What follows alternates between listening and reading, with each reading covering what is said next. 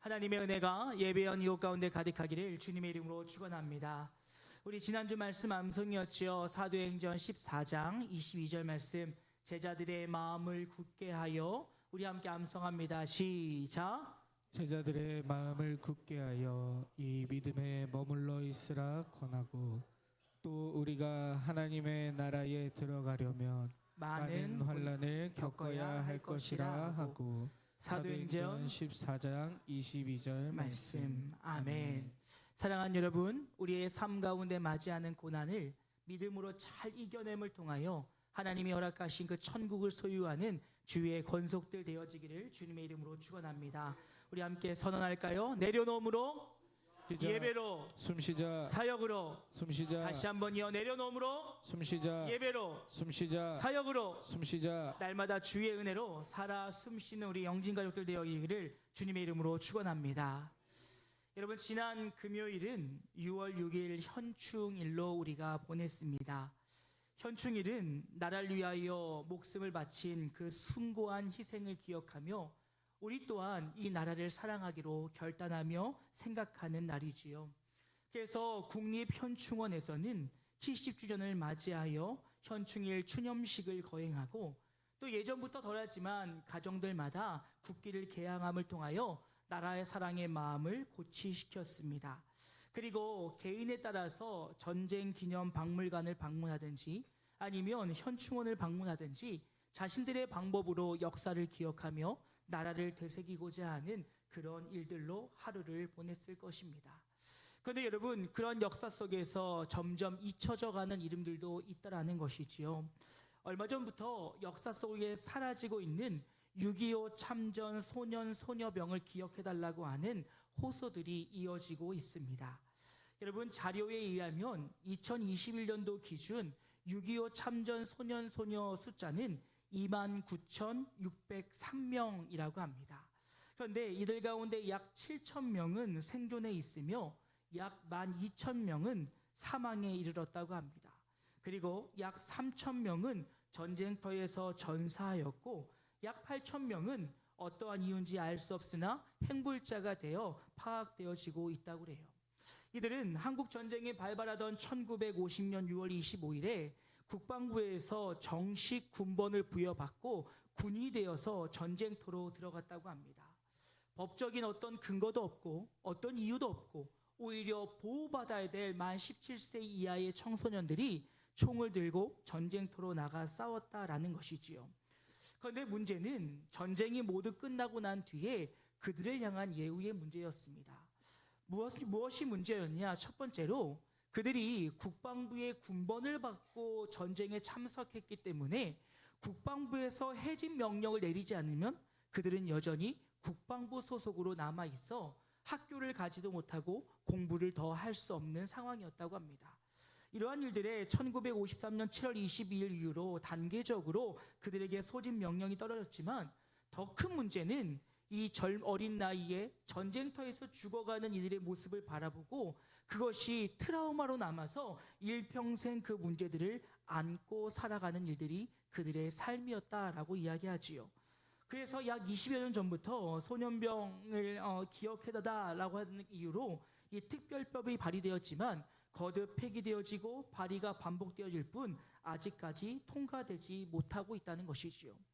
이에 일각에서는 어른들이 자신들의 욕심을 부리려고 있다라고 얘기하는 사람도 있는 반면에, 이 6.25 참전했던 소년 소녀병 전후회장으로 역임하셨던 어르신의 말에 의하면 우리가 바라는 것은 미안했다, 고마웠다, 기억하겠다, 이 말이면 된다는 거예요. 법에도 아무 이유도 없이 끌려가서 미안하다, 너희들 우리 수고 고마웠다, 그리고 그 애씀을 기억하겠다, 이거면 된다는 것입니다. 그러면서 마지막 어르신의 한마디가 제 마음에 남았습니다. 우리는요, 그냥 나라를 위해서 한 거예요. 나라를 사랑하기에, 나라를 위해서 그들은 자신의 생명을 내어 바치고 전쟁터에서 싸웠다라는 것입니다. 여러분, 우리의 신앙의 길, 우리의 인생의 길, 우리의 가는 길도 오직 예수님을 사랑하는 마음으로, 하나님을 사랑하는 마음으로 서야 될 줄로 믿습니다. 어떠한 이유와 어떠한 목적과 그 어떤 것이 있음이 아니라 그저 우리는 예수를 사랑하는 마음으로 이 길을 걸어가며 예수를 사랑하는 마음으로 우리에게 맡긴 사명을 잘 감당할 수 있어야 한다는 것이지요.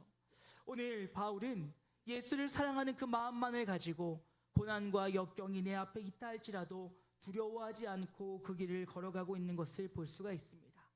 오늘의 여정은 이제 바울이 3차 전도 여행을 마치며 예루살렘으로 돌아가는 과정 중에 있습니다. 7 집사 중에 하나인 빌립의 집에 있는 가이사랴에 이르렀고 그동안 그곳에서 얼마 동안을 이제 바울은 머물게 되어집니다. 그리고 유대로부터 아가보라고 하는 한 선지자가 와서 예언을 하고 있는데 그 예언은 너가 예루살렘에 갔을 때 고통이 있을 것이며 고난이 있을 것이며 매임이 있을 것이다 라고 선언하고 있는 것을 볼 수가 있어요. 이에 그 주변에 있던 많은 동역자들이 바울이 예루살렘에 가는 것을 굳고 알렸지만 바울은 하나님의 뜻이 그가 예루살렘에 가서 고난을 받고 역경 가운데 거하는 것임을 알았기에 그는 하나님 말씀에 순종하여 그 길로 걸어가고 있는 것을 볼 수가 있습니다. 이게 오늘 우리는 예수를 위해 살아가는 삶, 예수를 사랑하여 그 마음의 중심으로 살아가는 자의 삶의 모습이 어떤지를 함께 기억해보고 오늘 바울의 모습을 통하여 그 믿음의 위대한 결정들이 오늘 저와 여러분의 삶 가운데 나타날 수 있기를 주님의 이름으로 축원합니다. 첫 번째로요, 예수를 위해 살아가는 성도의 삶은 오늘 내 삶에 벌어지는 모든 것이 하나님의 계획과 섭리임을 인정하며 순종하는 삶임을 기억해야 된다는 것입니다. 여러분, 혹 여러분은 여러분 삶에 고난이 찾아올 때 여러분은 어떻게 반응하십니까? 어떤 분은 그 고난을 부정하는 분도 계실 것이고요. 어떤 분은 그 고난을 외면하는 분도 계실 것입니다. 또 반면에 어떤 분은 현실을 순응하고 인정하며 고난 가운데 내가 해야 될 일이 무엇인지 찾는 분들도 계실 거라는 거죠. 하지만 여러분, 하나님의 계획과 하나님의 섭리를 믿는 자라고 한다면 오늘 나에게 벌어진 모든 상황이 하나님의 뜻을 이루기 위한 과정임을 기억하며 순종을 결단하는 사람임을 잊지 않기를 주님의 이름으로 축원합니다. 그 길이 고난이라 할지라도 그 길이 역경이 있다 할지라도 하나님이 분명 그 일을 통하여 놀라운 일을 행하실 것을 알므로 우리는 하나님의 뜻을 결정하는 자가 예수를 사랑하는 자라는 거예요. 여러분, 오늘 본문의 말씀을 보게 되어지면 아가보는 예언합니다. 내가 예루살렘에 가게 되어지면 붙들리게 될 것이요 그리고 이방인의 손에 넘겨지게 될 것이다 라고 이야기하고 있습니다. 여기서 말하는 이방인이라고 하는 것은 나중에 보게 되어지면 결국 로마에 넘겨지게 되는 것을 보게 되어지지요. 근데 여러분, 이 고난 속에 하나님의 계획과 섭리가 있음을 믿으십니까? 고난과 역경 속에 하나님의 섭리와 계획이라니요, 우리는 인정하고 받아들일 수 없을 것입니다. 허나 여러분, 이후에 하나님께서 바울을 통하여 일하신 일을 보게 되어지면 그 고난은 철저한 하나님의 계획과 섭리 가운데 있었다는 것입니다. 여러분 생각해 보십시오. 바울은 그가 가는 길마다 고난이 도사리고 있었습니다. 어느 곳에서도 그는 복음 전파를 쉽게 한 적이 없었다라는 것이지요. 하지만 하나님께서는 이 바울을 통하여 열방까지 주의 복음을 전하길 원하셨고 그러기에 하나님은 바울을 당시에 집권하고 있던 로마 땅까지 안전하게 옮기셔야 됐다는 거예요. 그렇기 때문에 하나님께서는 그가 예루살렘으로 가게 되어지면 그곳에서 붙들리게 하실 것이요 그 붙들림에 의해서 호의를 받으며 안전하게 로마로 이송할 수 있는 계획들을 준비해 놓으셨다는 것입니다. 여러분, 실로 그가 예루살렘에 가게 되어지며 공회에 잡혀갑니다. 그리고 그가 공회에서 주의 복음을 전함으로 인하여 바리새인과 사두개인들의 큰 다툼이 벌어지는 것을 볼 수가 있어요. 이때 천부장이 그 혼란 중에 바울을 두면 안 될 것 같아서 그를 영내로 이동시킵니다. 그리고 그날 밤 주의 음성이 들리는데 본문 23장 11절 말씀 보니까 그날 밤 주님이 바울 곁에 서서 말씀하셨다. 용기를 내라. 예루살렘에서 내가 나에 대하여 증언한 것처럼 로마에서도 나를 증언해야 한다라는 말씀을 통해서 다시 한번 그에게 사명을 부여하시고 사명을 확인시키고 계신 것을 볼 수가 있습니다. 이제 그의 할 일은 감옥에 갇혔으니 그 자리에 멈춰 있을 것이 아니라 감옥에 갇혔지만 너는 로마 땅으로 가서 그곳에서 주의 복음을 선포해야 된다는 거예요. 그때 하나님이 바울에게 지혜를 주시지요. 여러분 25장에 보게 되어지면 바울은 그가 갖고 있는 권한을 사용합니다. 바로 로마 시민권이었어요. 당시에 로마 시민은 재판을 황제에게 가서 받을 수 있는 권한을 가지고 있었다는 것입니다. 그러니 예루살렘에 붙들린 바울은 자신이 갖고 있는 로마 시민권을 이용하여 나는 로마 사람입니다. 그러니 나를 이곳에서 말고 황제 앞으로 가서 나를 재판받을 수 있도록 허락해 주십시오라고 요청을 해요. 그리고 그 가운데 바울은 로마로 호송되어져서 군사의 호의를 받으며 그 로마에 도착하고 그 이후로 로마 땅에서 복음을 전하게 된다는 거예요. 여러분, 우리는 하나님이 우리의 인생을 어떠한 식과 어떠한 방법으로 인도할지 알 수 없다는 거예요. 때로는 그 앞에 즐거움이 가득할 때도 있지만 때로는 그 길 가운데 고난이 역경이 찾아올 수도 있다라는 것입니다. 허나 우리가 해야 될 일은 주님께서 나의 삶을 통하여 가장 선한 일을 행하실 것을 믿는 마음으로 우리는 오늘 내 삶에 벌어진 모든 것을 인정하며 반응하며 순종할 수 있는 성숙한 하나님의 사람들 되어질 수 있기를 주님의 이름으로 축원합니다. 그것이 예수를 위해 살아가는 자의 모습이라는 거예요. 두 번째로 예수를 위해 살아가는 성도의 삶은 하나님의 말이 아닌 사람의 말이 아닌 하나님의 말에 순종해야 됨을 기억하실 수 있기를 주님의 이름으로 축원합니다. 우리가 들어야 될 것은 사람의 말이 아니라 하나님의 말이라는 거예요. 여러분 20년 전 전도사로 임명받으면서 목회를 함에 있어서 제 마음에 기준으로 삼은 말씀이 하나 있습니다. 그 말씀은 갈라디아서 1장 10절 말씀인데요. 이제 내가 사람들에게 좋게 하랴 하나님께 좋게 하랴 사람들에게 기쁨을 구하랴 내가 지금까지 사람들을 기쁨을 구하였다면 그리스도의 종이 아니니라 라고 하는 이 말씀이 제가 20년 전 전도사로 처음 사역을 시작하면서 지금까지 놓치지 않고 있는 제 마음의 목회의 철학입니다. 근데 여러분 20년이라는 시간들 동안 이 일을 이 하나님 앞에 시험받는 일들이 여러 차례 있었습니다. 그리고 여러분 마치 그냥 어디서 들은 것 같은 이야기가 제 삶 속에서도 경험된 적이 있었어요. 여러분 저거 제가 종종 말씀드려서 아시겠지만 캐나다에 이민 목회를 꿈꾸며 가고자 했던 때가 있었습니다. 감사하게 한 교회에서 저를 초청하였고 초청할 때의 조건은 3개월 동안 먼저 함께 지내보고 그리고 우리 교회에 맞는지 정하여 청빙하고 그에 관련된 일들을 진행하겠다라는 것이었습니다. 그래서 그 약속대로 가족들은 다 한국에 두고 저는 혼자 캐나다를 들어갔지요. 열심히 사역했습니다.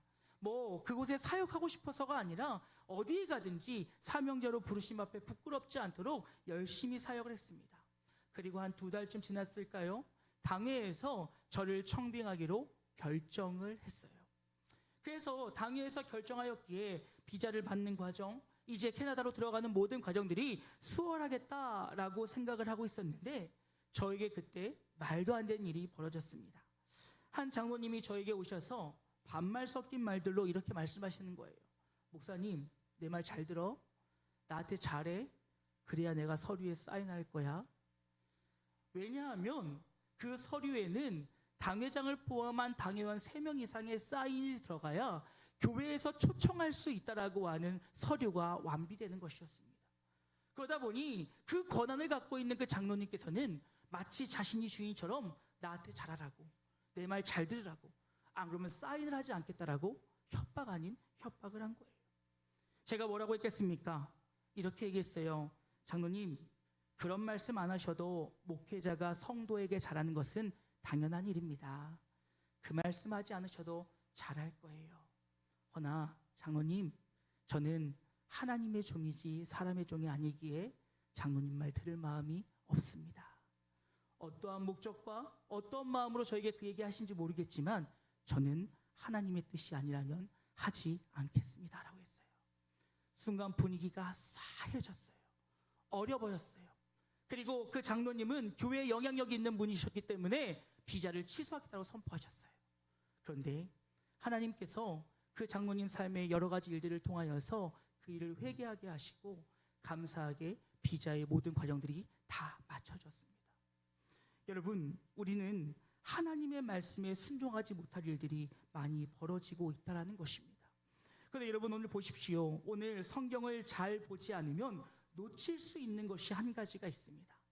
여러분, 오늘 성경을 잘못 이해하면 오늘 아가보가 와서 너는 예루살렘에서 고난을 당할 것이며 또 그곳에서 고난을 당할 것이니 너는 예루살렘으로 가지 말아라 라고 했던 것처럼 보일 수 있습니다. 하지만 하나님께서 아가보에게 하셨던 말씀은 무엇이냐면 내가 예루살렘에 가면 붙잡힐 것이다. 그리고 너는 붙잡혀서 이방인의 손에 넘겨질 것이다 까지만 하나님께서 선포한 내용이었다는 거예요. 그런데 여러분 12절 말씀 보십시오. 이렇게 얘기합니다. 이 말을 들은 그곳 사람들과 우리는 바울에게 예루살렘으로 올라가지 말 것을 간곡히 권했다. 여러분, 예루살렘에 올라가지 않는 건 누구 말이에요? 사람의 말이에요. 고난이 있을 것이다. 역경이 있을 것이다. 하지만 너는 그 길에 가서 그 일을 감당해야 되니 너는 가라는 하나님의 말씀이고요. 그 말을 들은 이 바울을 사랑하는, 이 바울을 아끼는 동역자들의 말이 제발 올라가지 마세요. 제발 올라가지 마세요. 올라가면 안 됩니다. 위험이 있습니다. 여러분, 이것은 사람의 말이었다는 거예요. 감정에 호소했습니다. 상황에 호소했습니다. 너는 죽게 될 것이라고 위협했습니다. 13절 말씀 보니까 눈물로 호소했대요. 그럼에도 불구하고 바울은 그것이 하나님의 말이 아님을 알기에 내 앞에 있는 길이 고난의 길임을 알면서도 그는 주저하지 않고 그 길을 떠날 수 있었다는 거예요. 여러분, 우리가 하나님 말씀에 온전히 순종하지 못할 여러 가지 이유들이 있지요. 경제적인 어려움으로 인해서, 주변 사람들의 시선, 평가, 외부로부터 오는 어떤 사회적인 압박들, 정서적인 상처와 용서에 대한 어려움들, 포기하지 못하는 내 삶의 여러 이유들. 여러분, 하지만 하나님의 사람은, 예수를 위해 사는 사람은 하나님의 말씀이 삶의 기준이요, 하나님의 말씀에 순종하며 살아가는 것이 예수를 사랑하는 성도의 모습임을 잊지 않기를 주님의 이름으로 축원합니다. 우리가 제 아무리 사람의 마음으로 무엇인가 한들 결국 하나님이 계획하신 대로 되는 거예요. 사람이 아무리 자신의 힘을 내밀어도 결국 하나님의 뜻하신 바가 이루어지는 거예요. 그러기에 사랑하는 여러분, 소망하는 것은 비록 내 앞에 어려움과 힘듦이 예상된다 할지라도 하나님의 말씀이 내 삶에 임하신다면 그 말씀에 순종하여 나아가는 하나님을 사랑하는 성도의 삶을 살기를 주님의 이름으로 축원합니다. 그런데 마지막으로요, 예수를 사랑하는 마음으로 살아가는 성도의 삶은 자신의 자리에서 그 역할을 잘 감당하며 살아가는 성도입니다. 여러분, 하나님께서 우리에게 역할을 부여하실 때에는 각자에게 주신 은사와 달란트에 맞게 각자의 믿음의 분량대로 허락해 주셨다는 거예요. 그러니까 여러분, 우리는 남이 행하는 은사나 달란트를 부러워할 필요도 없다는 거예요. 왜요? 나에게 주신 것이 나에게 가장 귀한 것이요, 나에게 주신 것이 그 모습을 통하여 나에게 영광받기 원하시는 하나님의 마음이라는 것입니다. 그런데요, 그런 잘못된 마음들은 결국 월권으로 이어진다는 거예요. 여러분, 성경은요, 하나님께서 맡기신 그 사명을 그 자리에서 잘 감당하되 너희가 그 질서에 맞게 그 역할을 감당하라고 말씀하시면서 월권에 대해서 경계하고 있는 것을 볼 수가 있습니다. 여러분, 월권이라고 하는 것은 이 자신에게 주어지지 않는 권한을 넘어서서 판단하고 행동하는 것을 월권이라고 이야기합니다.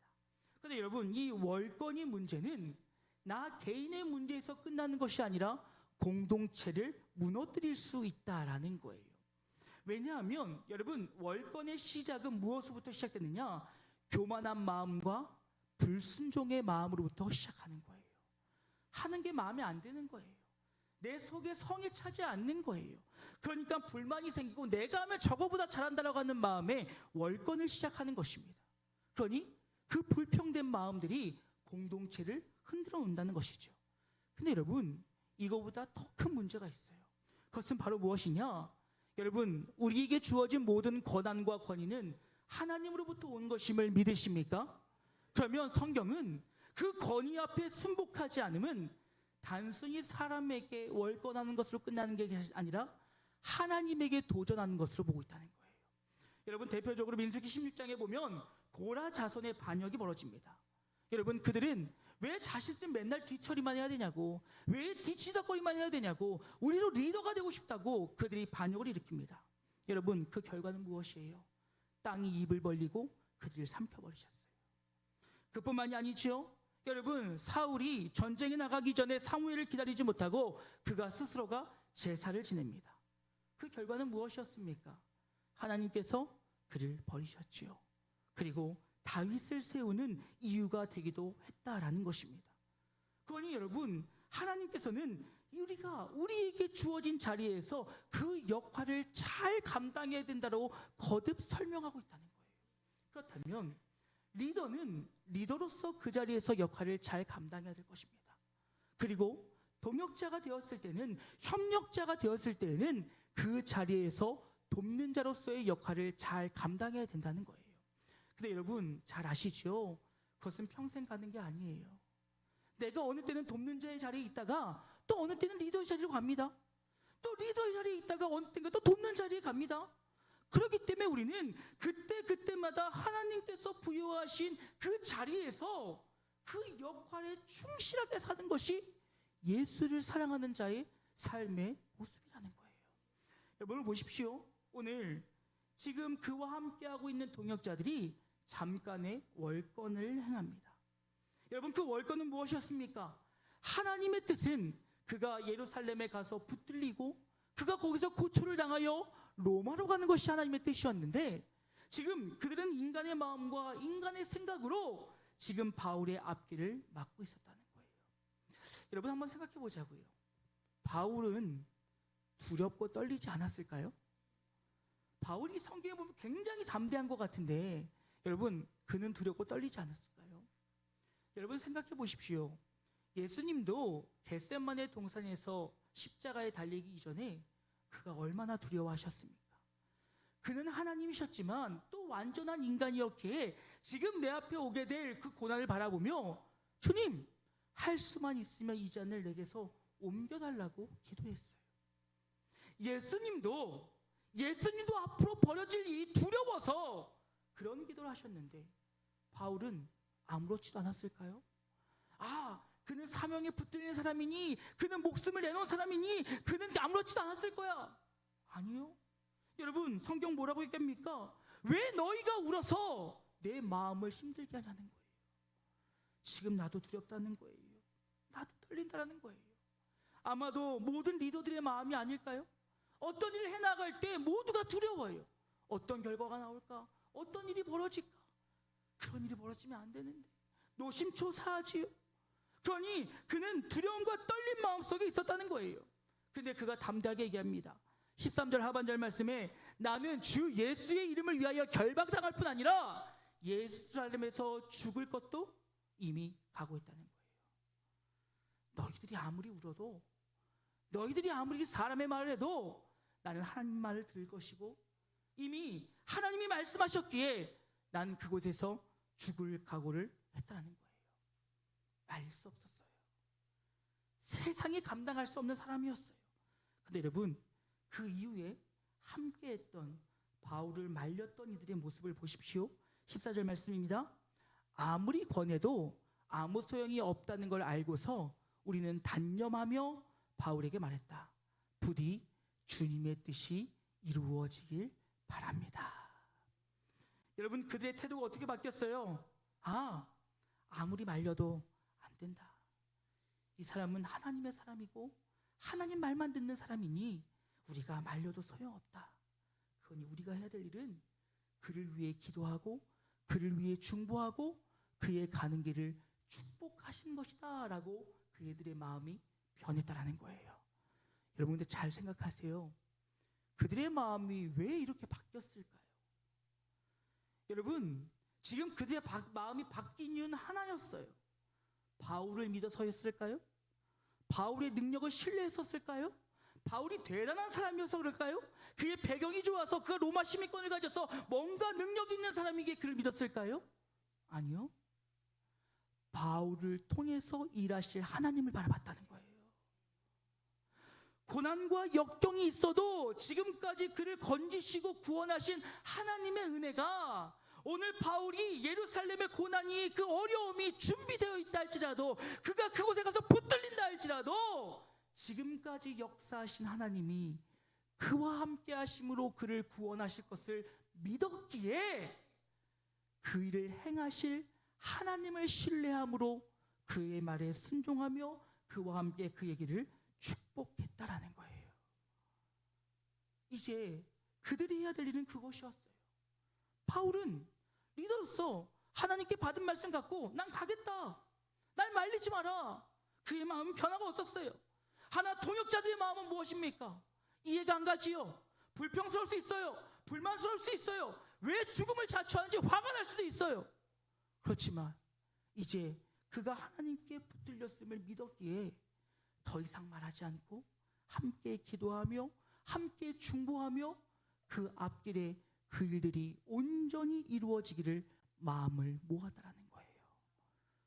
그것이 예수를 위해 살아가는, 예수의 일에 동역하는, 예수의 일에 협력하는 성도의 모습임을 기억하실 수 있기를 주님의 이름으로 축원합니다. 이제 말씀 마치고자 합니다. 사랑하는 여러분, 우리의 삶의 모든 것 하나님의 계획과 섭리 안에 있음을 믿으십니까? 그리고 그 모든 것이 결국에는 성취된다는 건 믿으십니까?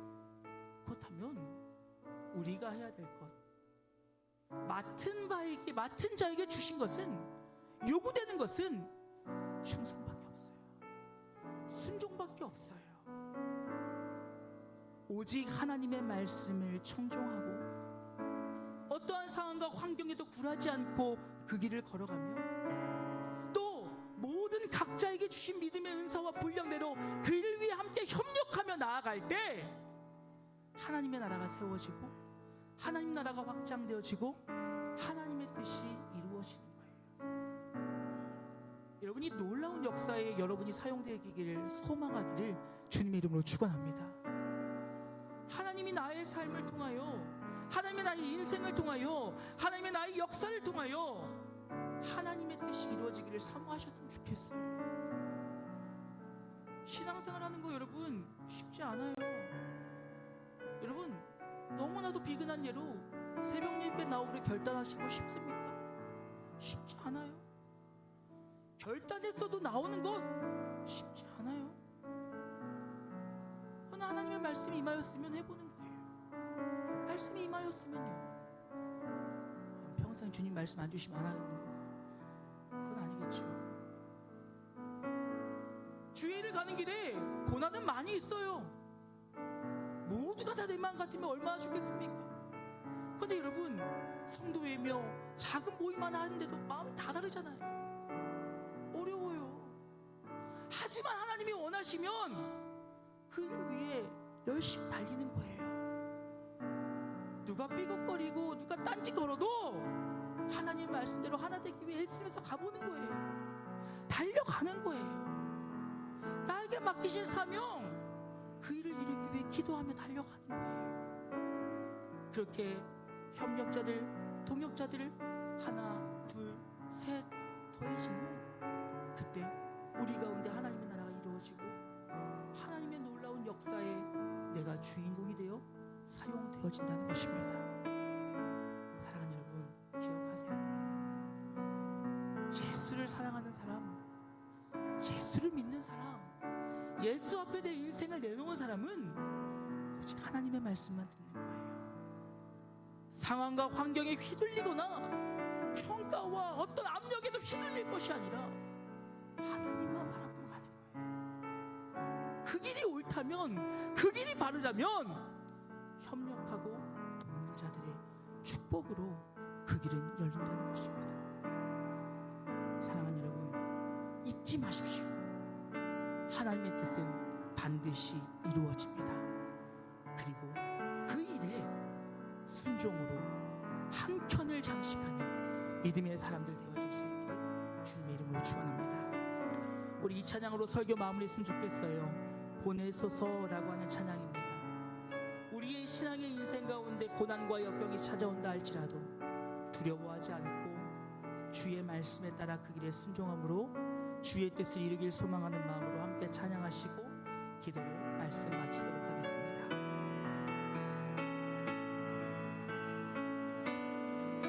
주님 나를 택하사 잃어버린 자에게 아버지의 사랑을 나누게 하시네. 어둠을 밝히며 차가운 마을 녹이는 진리의 빛 전하게 하소서. 보내소서. 시련이 찾아올 때도 주님의 눈물 기억하게 하소서. 보내소서. 주께서 가신 길을 나도 걸어가게 하소서. 성령으로 임하시옵소서. 성령으로 임하사 소망 없는 자에게 생명의 그 말씀을 전하게 하시네. 목자 없는 양같이 방황하는 저들에게 주의 사랑 전하게 하소서. 보내소서. 보내소서. 보내소서. 시련이 찾아올 때도 주님의 눈물 기억하게 하소서. 보내소서. 주께서 가신 길을 나도 걸어가게 우리 주의 말씀을 살길 소망함으로 보내소서. 보내소서. 시련이 찾아올 때도 주님의 눈물 기억하게 하소서. 보내소서. 주께서 가신 길을 나도 걸어가게 하소서. 사랑하는 여러분, 함께 기도했으면 좋겠습니다. 오늘 주신 말씀 기억하시며 예수를 사랑하며 예수를 의지하며 예수가 내 인생의 전부이기에 예수를 위한 나의 삶이 되어지길 원한다라고, 예수를 사랑한 자의 합당한 삶의 모습이 나의 삶이 되어지길 원한다라고 우리 주의 이름 한번 크게 부르고 함께 기도하길 원합니다. 기도하시겠습니다. 주여